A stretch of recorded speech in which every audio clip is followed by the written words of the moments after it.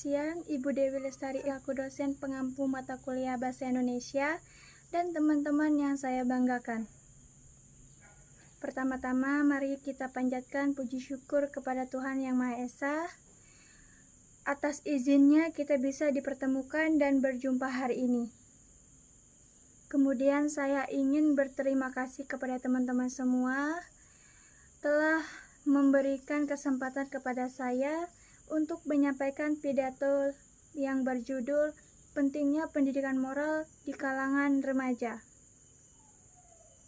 Hadirin yang berbahagia, pendidikan adalah suatu upaya untuk memajukan budi pekerti, pikiran, dan jasmani para peserta didik. Pada hakikatnya, pendidikan adalah suatu upaya untuk merubah tingkah laku seseorang sebagai transformasi budaya serta memberikan ilmu pengetahuan. Sedangkan moral adalah suatu perbuatan, tingkah laku, ucapan seseorang dalam berinteraksi dengan orang lain.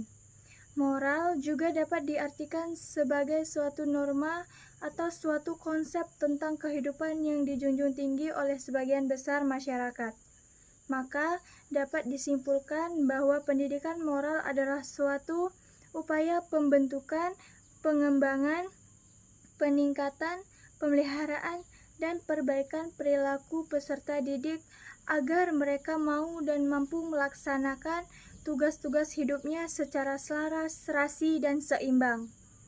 Pendidikan moral sangat penting di kalangan remaja karena remaja merupakan aset sumber daya manusia di masa yang akan datang. Pengembangan kualitasnya pun harus dimulai secara terpadu melalui pendekatan struktural. Namun kenyataannya saat ini Indonesia sedang mengalami krisis moral, terutama di kalangan remaja, seperti maraknya tawuran antar pelajar serta banyaknya tindakan asusila yang dilakukan oleh pelajar. Maka dari itu pendidikan diharapkan dapat memperbaiki moral remaja saat ini. Hadirin yang saya hormati, melihat krisis moral yang dialami Indonesia saat ini, ada hal-hal yang dapat kita lakukan untuk meningkatkan pendidikan moral di Indonesia. Yang pertama, sebagai remaja hendaknya kita mengikuti berbagai organisasi yang bersifat positif di lingkungan sekolah maupun di luar lingkungan sekolah.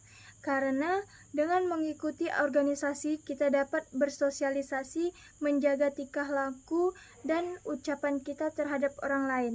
Yang kedua, mengikuti berbagai macam sosialisasi guna mengembangkan mental, moral, sosial, serta segala aspek yang menyangkut kepribadian seseorang.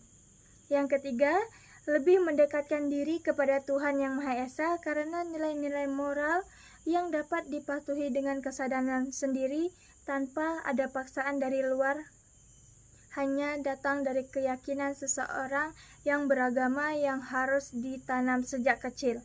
Yang keempat, jangan mudah terpengaruh perkembangan zaman. Era globalisasi saat ini sangat mempengaruhi moral anak bangsa karena mereka menerima semua pengaruh dari luar tanpa melihat apakah hal tersebut sesuai dengan norma-norma yang berlaku di Indonesia atau tidak.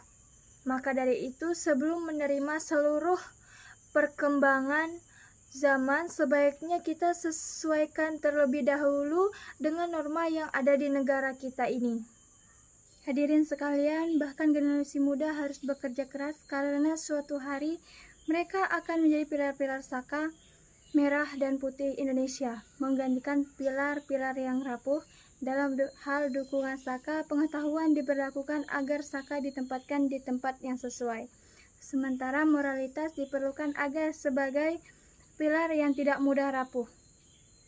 Tetap semangat, tetap kembangkan semangat Anda, perluas pengetahuan Anda, campur semangat Anda, semangat nasionalis, semangat generasi muda, semangat moral, semangat generasi yang membawa perubahan. Mungkin hanya itu yang bisa saya sampaikan dalam pidato singkat ini.